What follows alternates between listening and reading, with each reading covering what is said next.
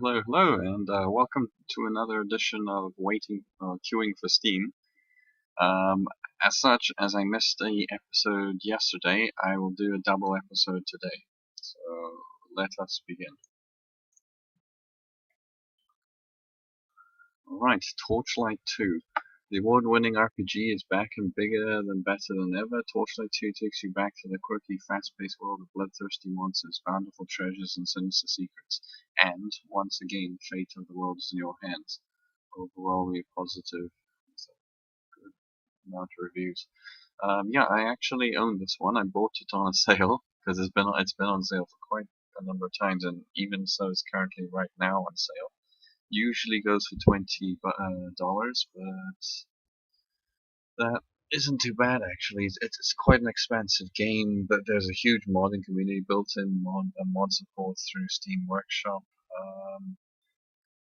I would definitely say it's also got a multiplayer capability, unlike the first game, which itself is also pretty good if you're looking for a Diablo-esque style of isometric RPG game.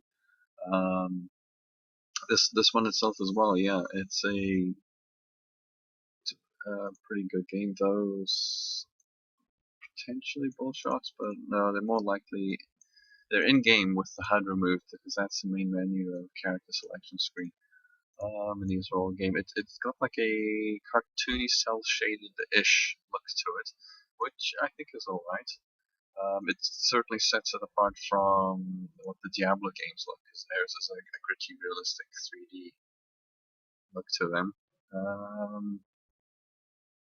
And no, more like a grim, gritty 3D look or realistic look.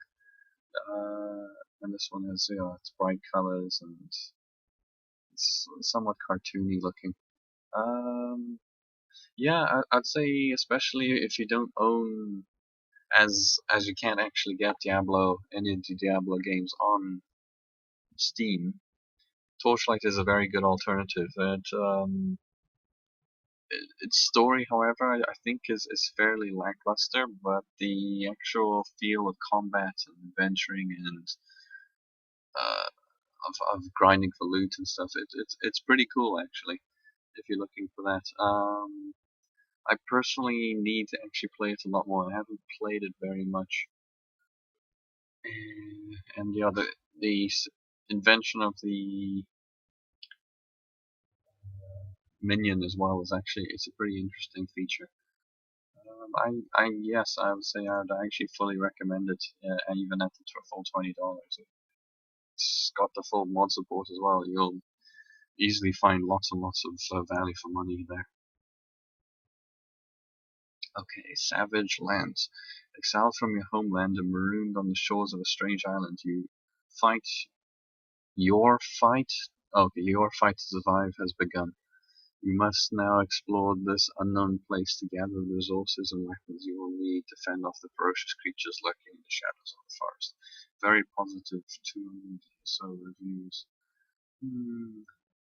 It certainly looks rather pretty, although I must say also early access. But I dare also say, how is this different to Skyrim? Or how is this any better than Skyrim?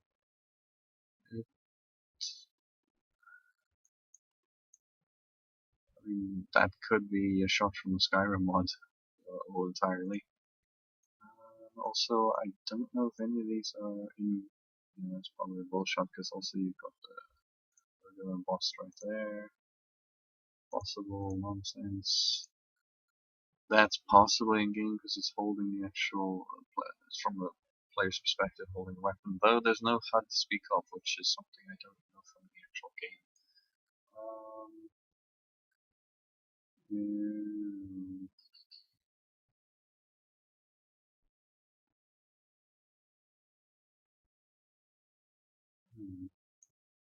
Let's just take a look at the video, shall we? Alright. Well, it's got a very amazing visual aesthetic if that's in game. Fidelity, yeah, it's quite high fidelity graphics. So you were marooned on an island. Okay, so there is actual in-game. There is no HUD to speak of, at least in this picture. Another feature I guess you could compare it to is the forest. It could basically just be a fantasy version of the forest. Yeah, it does remind you. Okay, there's multiplayer, multiple characters. You got that right there. Building construction looks quite like the forest. So I wonder if this is actually potentially made by the same devs. Looks intriguing.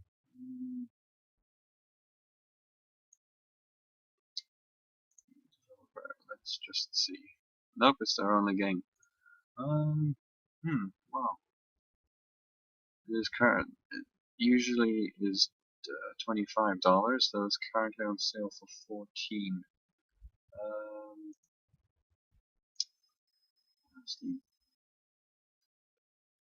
uh, yeah, I'd say it looks like it has a lot of potential, though being an early access game, I'm still gonna wait till it's done. Transistor. Discover the world of Transistor, a sci-fi themed action RPG from the creators of Bastion. Now that's quite nice. You're telling me everything about the game in just that small amount of description. Overwhelmingly positive with a lot of reviews, 96%. Yeah, I've heard very good things about Transistor, and I also own Bastion as such, although I have not actually played any of it. Unfortunately, I need to buckle down and play it. It's an isometric sci-fi adventure RPG that has, yeah, it has a similar look, if you could say, as a futuristic Diablo clone, though it has an interesting combat system where you pause combat, plan out your attacks, and then watch them actually play out in front of you. Although, yeah, that can be, I mean, it does look rather amazing, and of course, like before, the sound, like the game before, the soundtrack is rather amazing. The songs and music are beautiful to hear. It's also an amazing interesting art style, and that basically it takes place inside of a digitized computer realm in a way. Um, it, yeah, it's got some interesting video there. That's in game possibly. Yeah, it's usually $20. Yeah, and currently it's on sale. It's a pretty good price, I'd say, for it. Probably, yeah, really get the soundtrack version as well. It really is worth it. And, wow, one negative review came to the top. And then negatives space disappointing. Oh, okay. Oh, okay, it has an average story according to this guy. Yeah, not much any variation. Okay. Okay, so it doesn't live up to someone's expectations, but generally everyone else says it's really good. So, I I don't know. Yeah, I'd say I'd recommend it then. It's amazing. It sounds amazing and it has a lot to live up to, but yeah, I'll have to check it out sometime. Goat Simulator recently updated with the Goats MMO Simulator free expansion. This is just a silly sandbox initially. I don't know how much of the MMO simulator really improves it. And then there's a soundtrack to which I don't know if it's even worth it. Yeah, goes MMO simulator. Very positive, 90% of 2,500 reviews. Very video for the MMO. Coffee Stain and such. They've made other games such as what were they called? me okay, give me some visual aesthetics on. Give me some visuals on what the MMO simulator is supposed to be.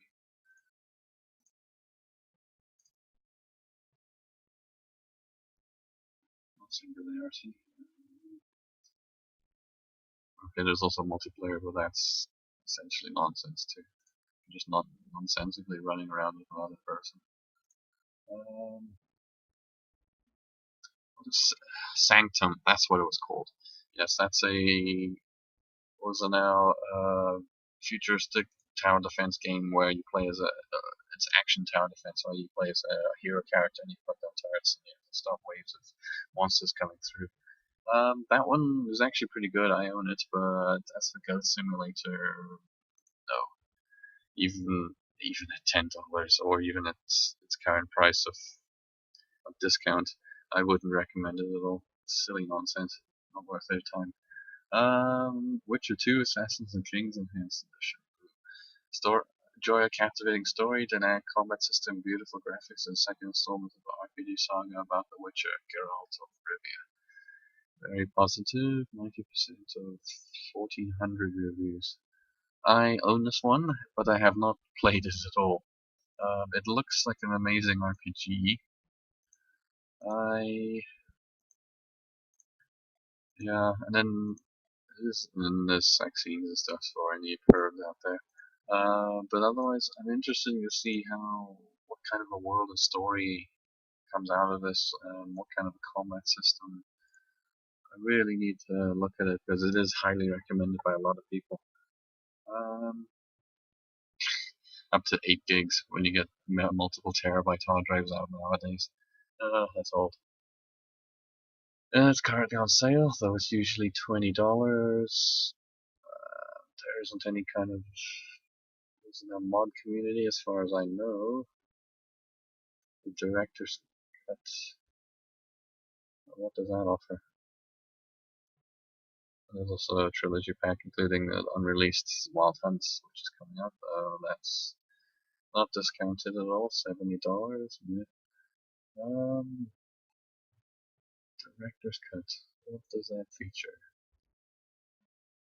It doesn't tell you.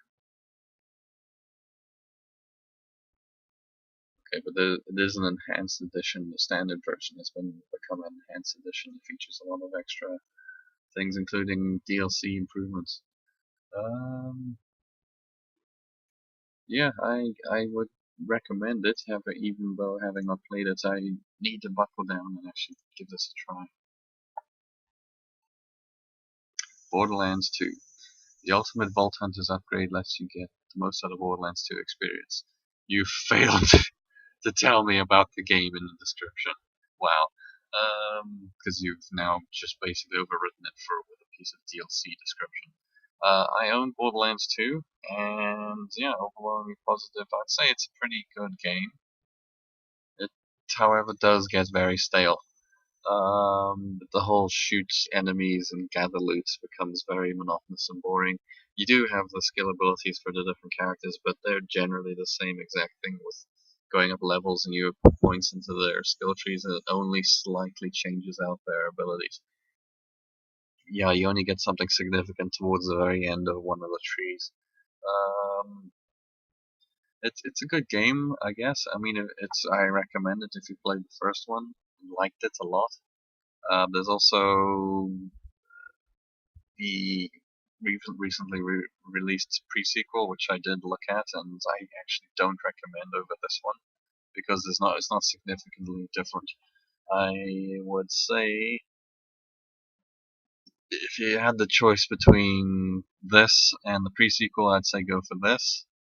I think there's more game here essentially, even without the DLC, of which there is a gargantuan amount, though half of it is just skins. Those are all nonsense. The real things you probably want to look at. Um, these are small once-off expansions that are just missions. Yes, Captain Scarlet, Necromancer, Talk, Sir Hammerlock. Don't know about that one. Tiny Tina definitely. Ultimate, no. Psychopack, and which is probably covered within the season pass. Basically, yeah, all you really need is Borderlands 2 in the season pass, and that should be it. Also, there's potentially Borderlands 1 Game of the Year, which it's not bad actually. It's pretty good, and that's heavily discounted at the moment, as is Borderlands normally.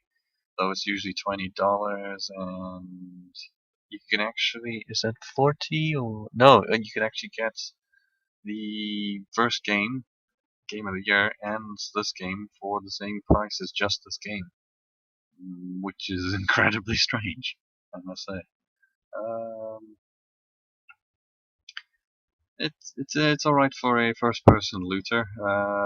The gunplay is a bit monotonous with shooting bullet spongy enemies that take a hell of a lot of damage sometimes to kill.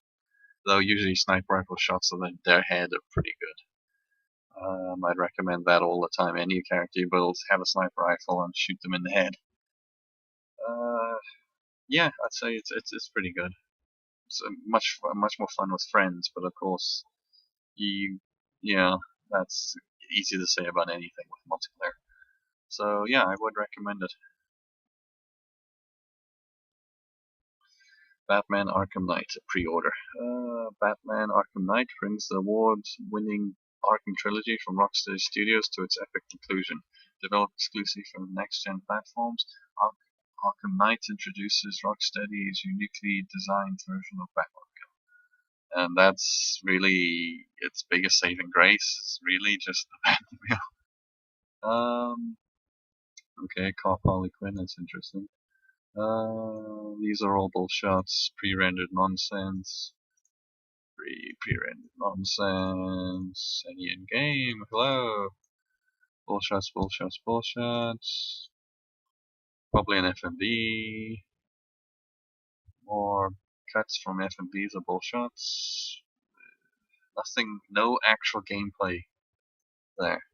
But of course, what do you expect? If you've played or seen any of the other Arkham games played, you'll pretty much know what's going on in this third-person Batman adventure game where you beat down goons, and it's stylized and pioneered combat system. I have not actually played any of the previous games, although I have watched them being played, and they look a lot of fun. They are very interesting game trilogy or quadrilogy if you want to include Origins, which wasn't actually made by Rocksteady. WB Montreal, yeah. Although being the weakest in all of the games, it's actually still a lot better than some other games that try to use its combat system. I can't really recommend this at the moment because I haven't played the original. It's usually $60. There's a pre-order bonus of 10% off. That's not really much, but of course it's the usual thing. Fall of 2015. I'm going to hold off on this one because I don't know what it's like. It's a pre-order. Can't recommend it without seeing any actual visuals, or without seeing how it's played or how it works. BattleBlock Theater. Welcome to BattleBlock Theater. You've got nowhere to go but up on stage. Play single player or co-op with your friends and save Hattington, jump, solve, and battle your way through a mysterious theater inhabited by highly technological felines. Overwhelmingly positive. 1800 reviews. I've seen this. It looks fairly interesting, and it's got a quirky, weird story. But, however, its biggest thing is running these maze-like, running these maze-like environments with friends. If you're getting for single player, then don't bother. Actually, it really shines when there's other friends because you can dick them over. And it's more of a platforming party game with a weird, quirky look. I myself, I can't really recommend it. Though it is usually $50, which is quite cheap. It's currently on sale. it's just got two things, then why don't they call it that? The Behemoth team who made this also made Castle Crashers, which I'd say is also a pretty good game, though yet again it's not really good for single player. Get it if you're looking to play with friends or really can organize proper play with friends, but otherwise I can't recommend it for single player. Wargame Red Dragon. New reference in RTS. Wait. New reference in RTS at its best. Why are you using the word reference there? Ugh. The Wargame series continues to duty larger, richer, and more spectacular than ever before. The Wargame series returns to duty. Returns. What? That isn't even English. Come on. And more spectacular than ever, in Wargame Red Dragon, you are engaged in a large-scale conflict where Western forces clash with the Communist bloc. Yeah, that's actually in game from what I understand. Yeah, that's in game. That's possibly a zoomed down camera. So, view, watchable shots. Yeah. Very positive. It's only got 3,000 reviews though. It's one of those kinds of milsim. No, it's not. It's not exactly a milsim. There's free DLC with it as well. Wow. Usually $40, currently on sale. Is this made by the same guys? No. I thought for a second this was made by Massive Entertainment, who made World in Conflict and Ground Control. Those were really amazing games that I loved. And they were modern or futuristic RTSs where there was no base building, but you would deploy troops down onto a battlefield and you were tasked to complete objectives while ensuring their sort of what limited unit survival units you had survived. I have no idea really about this game. It's also an add-on as such, or a sequel in a way to the original Wargame, which I believe didn't really have like Chinese or communist bloc forces. Yep, that's all visual, pre-rendered. I don't know if that's a game. Possibly pre-rendered FMV. Yeah, there's literally no actual in-game footage. That's amazing. As far as I know, though, it plays similar to Bruise, but that is a stretch. I'm not entirely sure. There you are, two other ones: Airland Battle and European Escalation. I guess if you're a fan of modern RTS, RTS with a modern military setting, go for it. But I don't know. I haven't seen enough to recommend it. Life is Strange. Okay.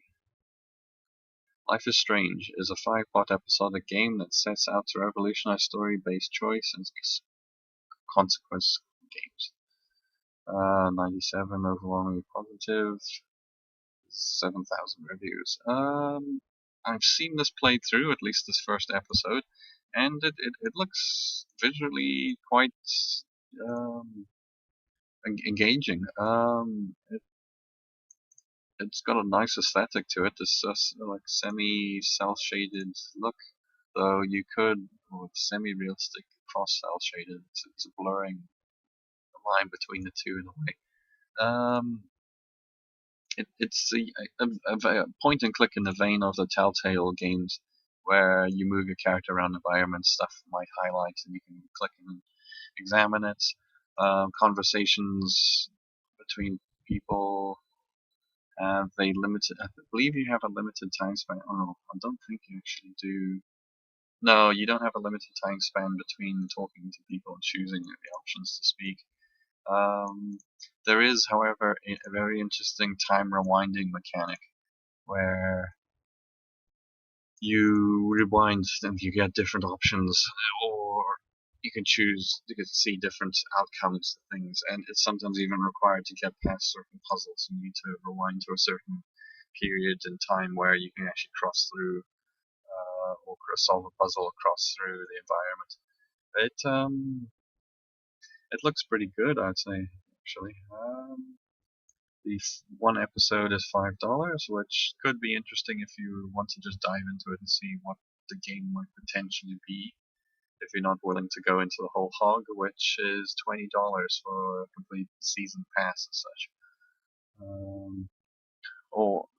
Or there's the $17 if you want to get the rest of the episodes after taking a look at episode 1.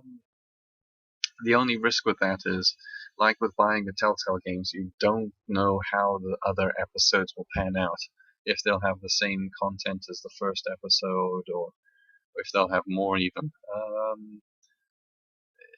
It's a gamble, really, and I don't know, but the one thing that I did remember, however, is there is some very cringeworthy dialogue. It tries to go into the whole vein of the modern millennial hipster or type of vibe, and there's just some awful phrases are thrown around. It's rather bleh. And also, if you don't like indie music, the background music might be kind of off-putting. Though I myself, I actually have downloaded the soundtrack now that I've heard it, and I quite enjoy it myself. Yeah, I would actually recommend it. It looks fairly good.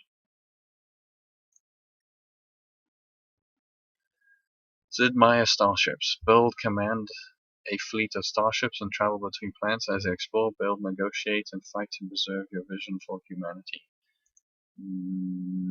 This is the semi-sequel to After Earth, or Civilization After Earth. Basically where you control fleets of starships set in the same universe, although a good couple of years after humanity has left Earth and has colonized that new world.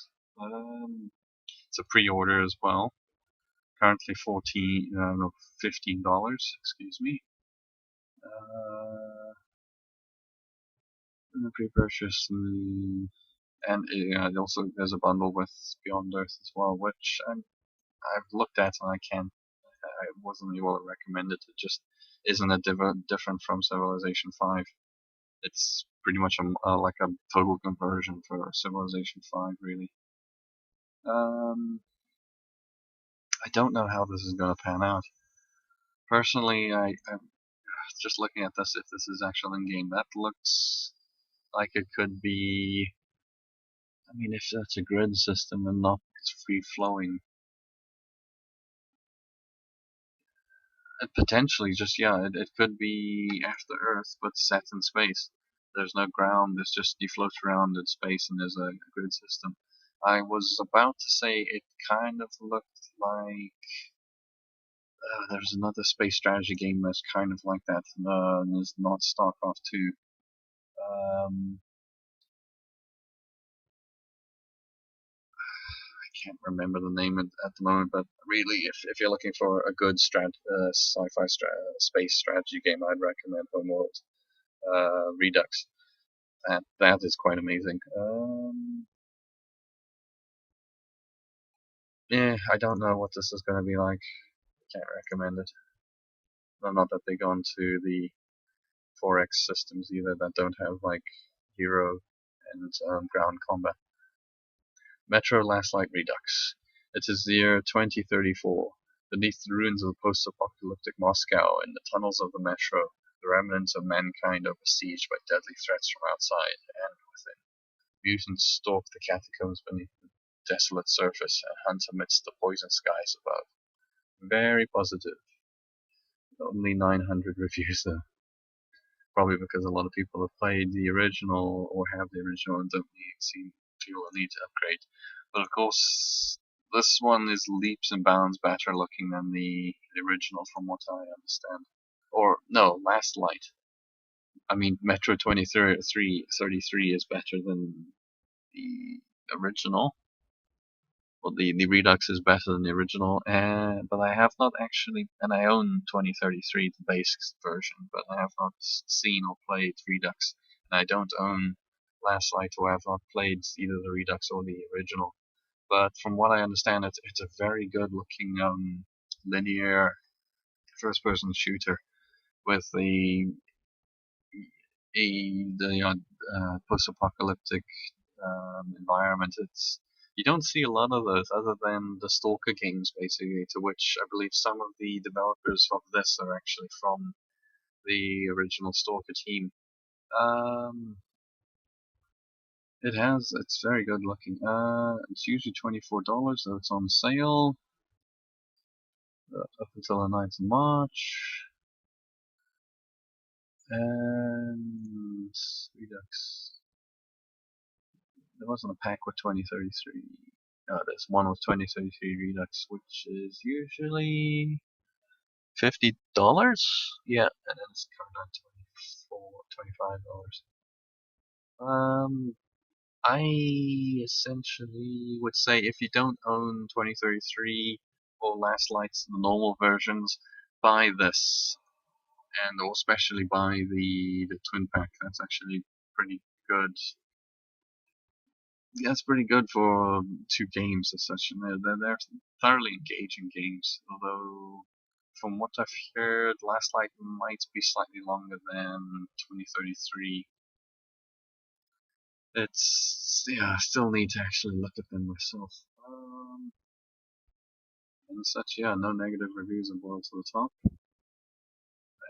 Yeah, looks like in game, might be bullshot in game, although there is no HUD, but I believe as such there is very minimal HUD, especially on the what they call Ranger mode, where it's an even harder, more realistic inverted commas setting. It's got quite an interesting faction disputes in the actual underground Moscow area, and then systems like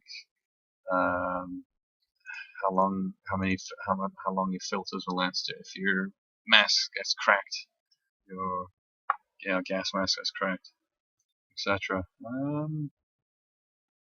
Yeah, I would recommend it.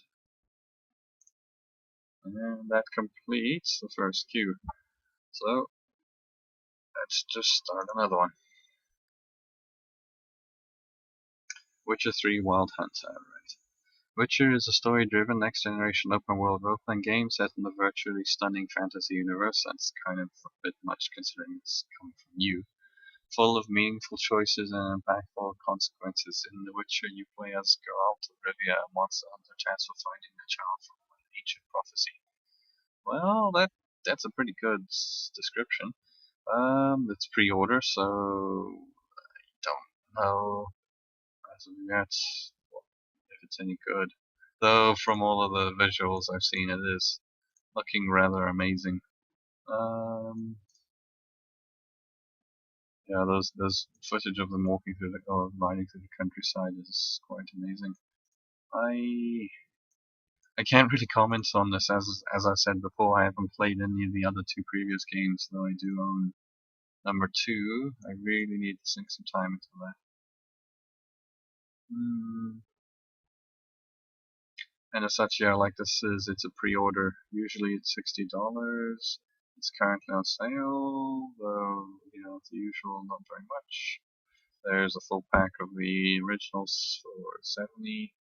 Though as far as I've heard, you can basically just skip the first one. It's too clunky, and the control system seems to be weird from what I've seen.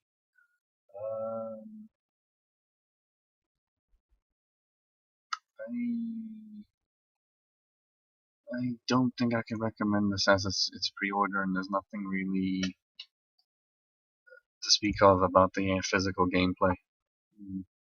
2033 Redux. In 2013, the world was devastated by an apocalyptic event, annihilating almost all of mankind and turning Earth's surface into a poisonous wasteland. A handful of survivors took refuge in the depths of Moscow underground. As human civilization entered the new dark age. The year is 2033. Yep, I own the original, not the Redux version. So yeah, I'd say it's actually a really cool, engaging game. Yeah, the amazing guns as well. You get like homemade compressor guns that are silent and fire darts are rather amazing in comparison to the usual AKs and futuristic semi-AKs you get. It's one of the other charms about this. Yeah, the homemade shotguns are weird and interesting, as are the environments you get to go through. The strange post-apocalyptic frozen wasteland. Yeah, I basically this one I'll just it'll basically just be the same thing as the other game. Um, if you don't feel like or if you want to delve into this one before going into Last Light, it's pretty good. It's $25 usually, though it's on sale, and there's the bundled version, which has got the same, pretty much the same discount. You'll probably be paying exactly the same if you purchase 2033 and Last Light's Reduxes separately. Yeah, I'd recommend it, especially if you do not own the original 2 in a non-updated HD version. Yeah, this one is such, it benefits the most from the HD upgrade, so I'd recommend that wholeheartedly. Assassin's Creed Rogue. This is a pre-order. Introducing Assassin's Creed Rogue, the darkest chapter in Assassin's Creed franchise yet. Really. As Shay's a character from Broken Age. So what the fuck? You will experience a slow transformation from assassin to assassin hunter, follow your own creed, and set off an extraordinary journey through New York City, the Wild River Valley, and the faraway to...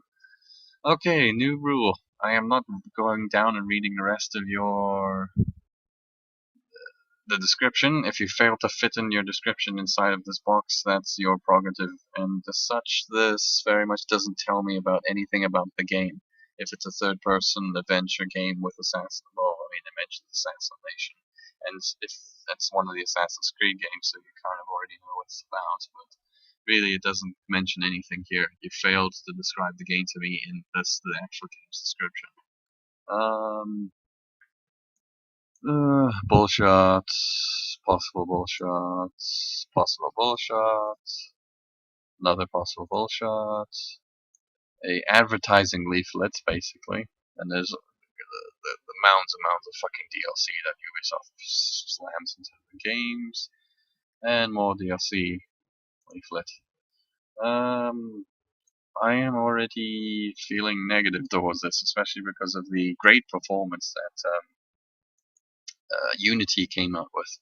Yeah, you are not recommending you, especially because of Ubisoft's track record. If they don't fail to screw up the launch, that's great. If they actually bring out a game that works day one, that's fantastic. But I'm not going to recommend this game whatsoever. I own which is it? No, none of those. I own Black Flag, and I really need to sink time into that one, which is a really good game from what I hear of Assassin's Creed. And then the greatest parts of it was the sailing, of which I hear there is more of a focus on that in this one than in the previous one, Unity, which is nice because you want to keep the fun parts of your game, of previous games in your game. So I can't recommend it as a pre-order. Nope. Crypt of the NecroDancer, an early access game. Crypt of the NecroDancer is a hardcore roguelike rhythm game. Can you survive the deadly dungeon of dance? Groove to the epic Danny Baranowski soundtrack and select songs from your own MP3 collection. Oh, I didn't know that was possible. Overwhelmingly positive, 99%. Holy crap! Although there's only 2,000 reviews. This one, from what I've seen, it's a very interesting visual game that your character can only moves with beats of the music, and attacks would be in tune to the beats. It is also, however, like I said, like I've heard, as a roguelike and it being hardcore, it is tough. It is bone fucking breakingly tough. and difficult. And I'm not too really entranced with the roguelike genre as such. The whole grinding for so much progression and stuff, and then just it all to be wiped away by a fucking hard or just random RNG is bullshit, in my opinion. I do, however, play the game Ziggurat, which is possibly one of the few roguelikes in my collection.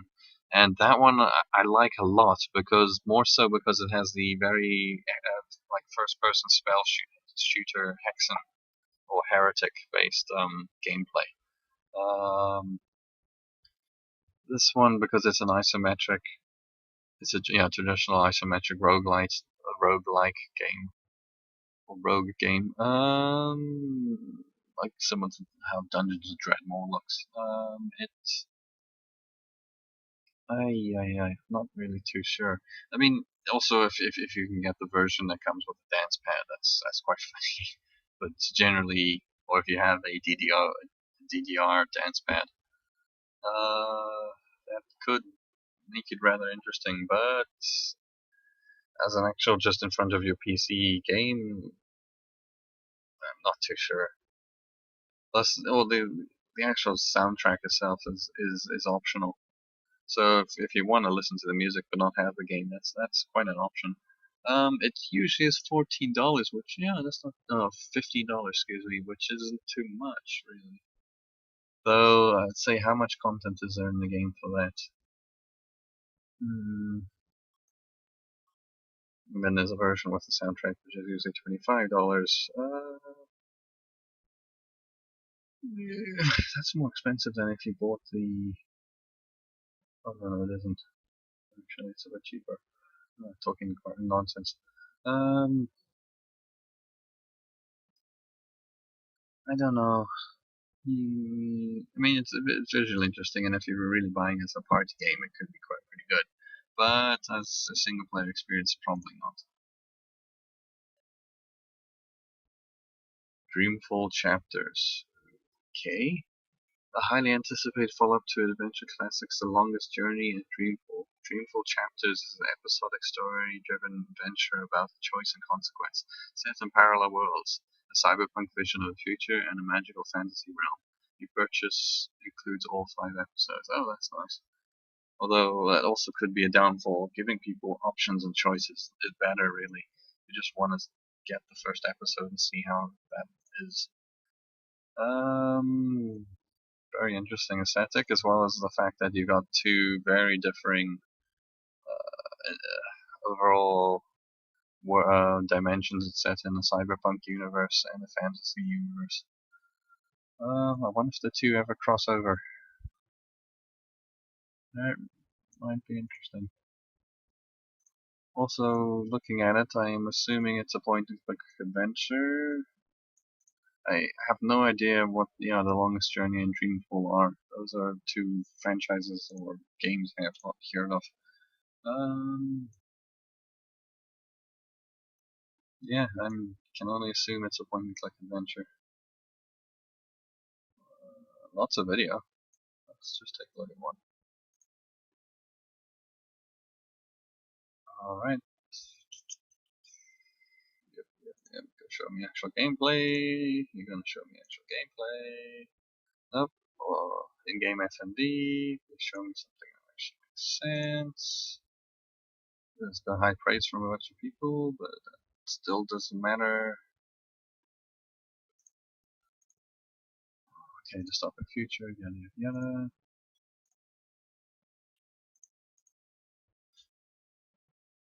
No, that doesn't tell me anything about what your game actually looks like.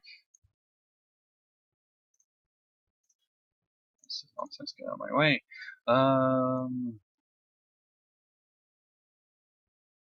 It's actually, negative reviews, let's see what that's like. Very pretty, visual aesthetics put together nicely. Okay, it has a very political agenda. Ooh, if people don't like that, that's interesting. Terrible performance on modern hardware. Okay, doesn't run very well. Nothing of essence happens in part 1. Yeah, that's kind of a similar feature with what what was it? Life is Strange. Not really a lot. It's just basically a thing to set up the rest of the game. Dialogue can be really bad with the main character and the boyfriend. Like incredibly pretentious, holy and that types.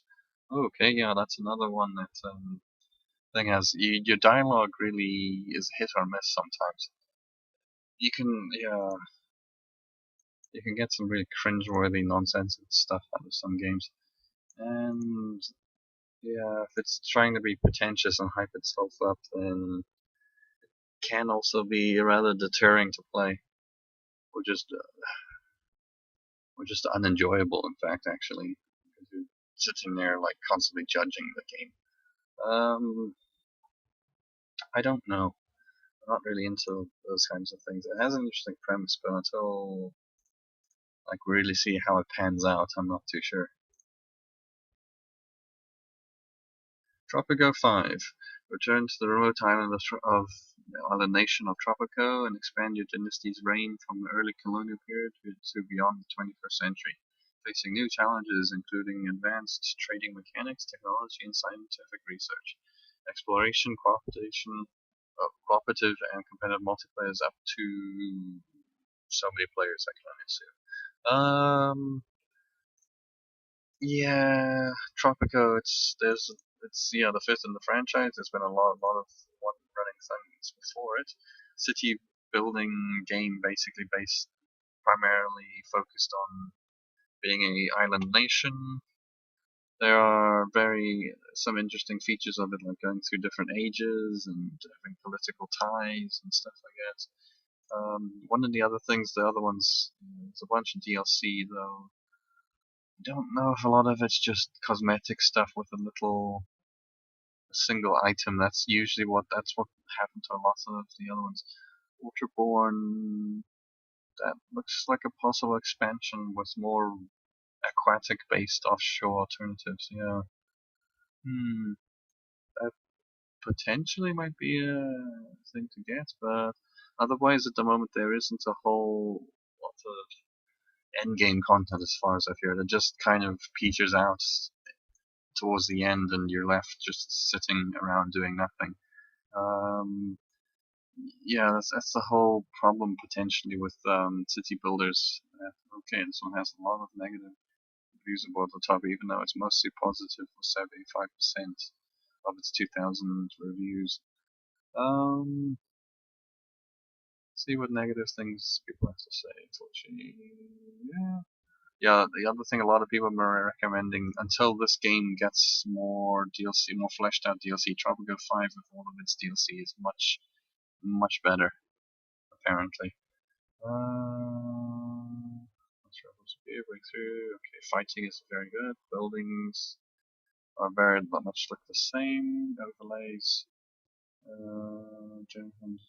Nothing really much. Okay, there's not a lot of information. Those are too common and they're overpowered. There's a limited population cap of 2,000. Okay, that kind of sounds nonsense. DLC, yeah, it's kind of effort you'll never see. Short-lived mission, yeah, most of the DLC is rather nonsense. If there's a Game of the Year version that comes out eventually, probably get that. I would have to say. Yeah, Tropico 4 is really a better game at this point in time until this gets more fleshed out and with DLC and expansion packs. I probably won't recommend it. Space Run. Space Run is a real-time spaceship construction strategy game. Space Run takes the well-known tower defense style gameplay and twists it, challenge you to manage and protect the spaceship and its cargo against the hazards of deep space. Yeah, I've seen this played, and yeah, those are all in game right there. Though this bottom banner is kind of nonsense. Yeah, that's just marketing spiel. Yeah, that's in game. You basically fly a platform of hexagons around. That's your spaceship, inverted commas, and you build towers and other types of doohickeys on it to increase turrets, increase speed, increase damage firing rates. Also, you need to put cargo containers and depending on what type of mission, as well as civilian accommodations for like transportation. It's a very interesting game where the mechanic, of trying to defend your spaceship and build on it as you progress through a linear path.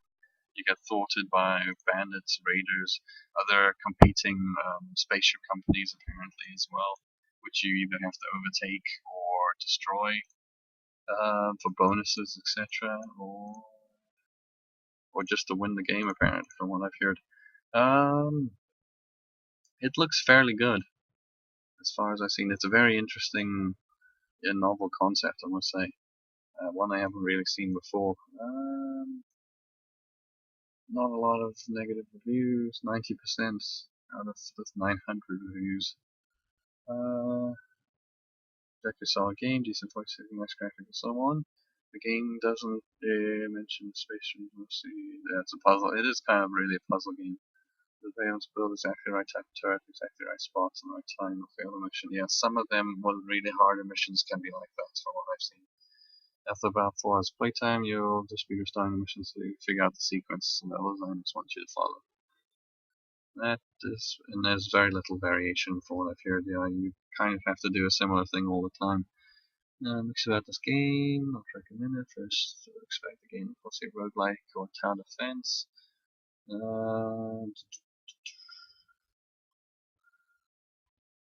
One game, one mission, one scripted way through it. Replayability 0. Yeah, that's another issue.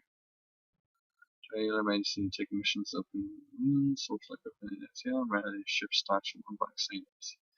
Size, yeah, the levels aren't random generated either. Yeah, that's all pretty much pre-planned and stuff. But if you want to also get through this possible storyline, it could be interesting.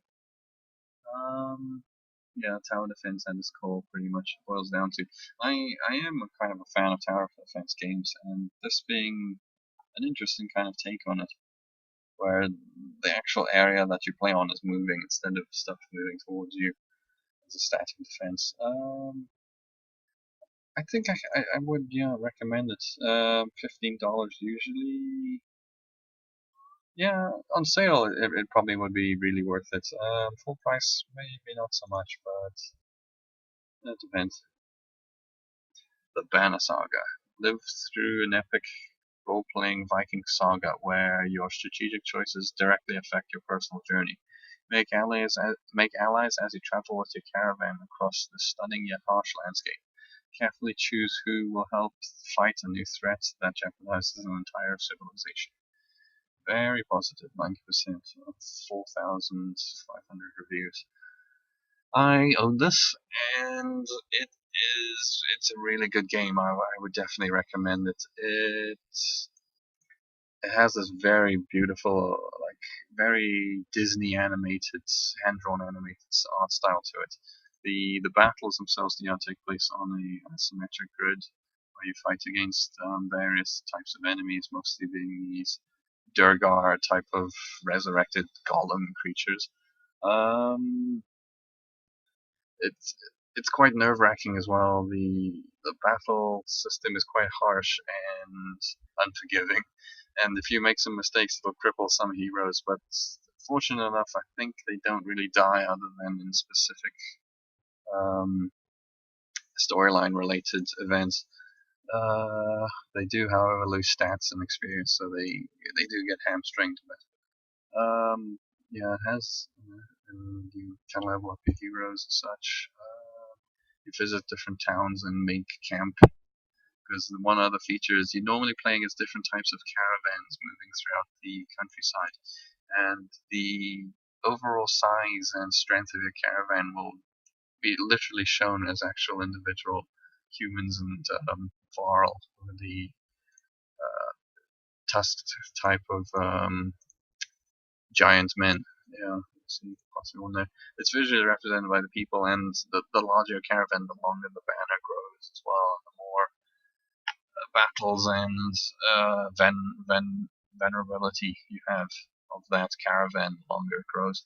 It's really quite the actual storyline itself, although with very little voice acted, there's a lot of reading. So if you're not into reading, it might be a bit of an issue, but it has a very interesting style and is a similar kind of Mass Effect style conversation system where you talk to different people, select different types of conversation pieces which vary on what your manners are, etc.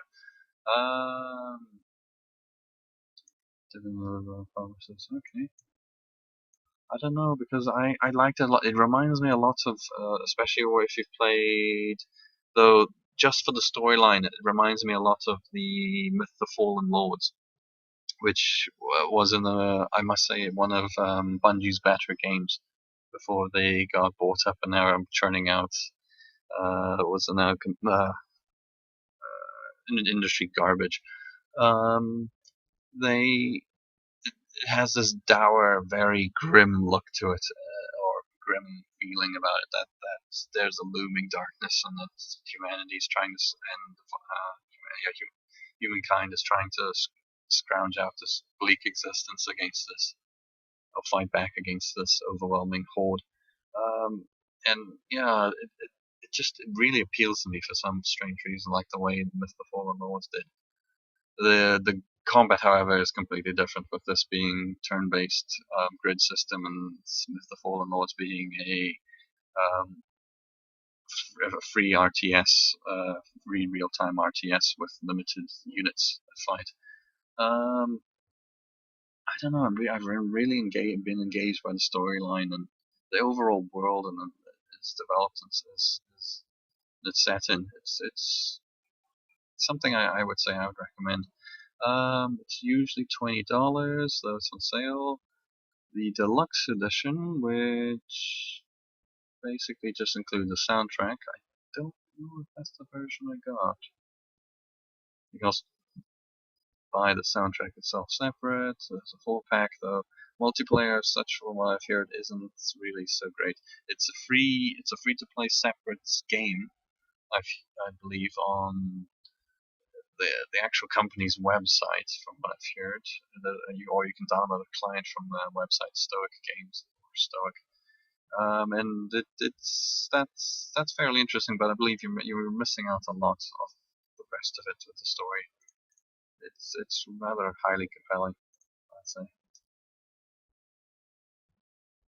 Defense Grid 2. This is not a pre-order. It recently just came out. Yeah. Setting the bar, the definitive tower defense game, Defense Grid 2 introduces new worlds and threats to test your tower placement strategies. With a bold new look and the addition of new game modes, player versus player and multiplayer co-op, every play brings fun and new opportunities and challenges. Yeah, I've played a little bit of the first one, and it's quite nice. I like the overall humor from the very British AI that helps you out. There's not much of a storyline really to speak of.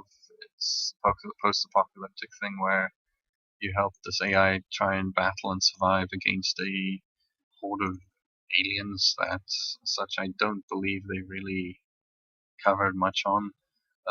Though, yeah, I mean, if you don't like tower defense games, then I can't. Yeah, I'd say probably then avoid it. But it's got this kind of charm to it, even if the visual aesthetics aren't super original or really amazing that much. It's got an interesting feel, and I do enjoy the tower defense. This one does it quite well. Sid Meier's Civilization 5. Create, discover, and download new player-created maps, scenarios, interfaces, and more. Overwhelmingly positive. 97% of the 50,000 reviews. I'm not really that much in the 4X unless it includes like a actual real-time battle system when two minds meet. That's one of the things that really hinges it for me. These auto-resolve kind of things when they hit each other are a bit meh. Although this one does, however, yeah, it is better than After Earth, especially when you've got Brave New World, Gods and Kings, But lots of the other ones are just civilization packs and yeah, it's all just civilization packs and certain scenarios and kind of crap like that. The Brave New World Gods of Kings ones, from what I've heard, is really worth it to expand out the base game. They almost change it completely from what I've heard. Yeah. I don't know. Yeah, it's not my cup of tea. I say even for it's usually $30. It's going on sale, and then all of the DLC except for Gods and Kings is not on sale.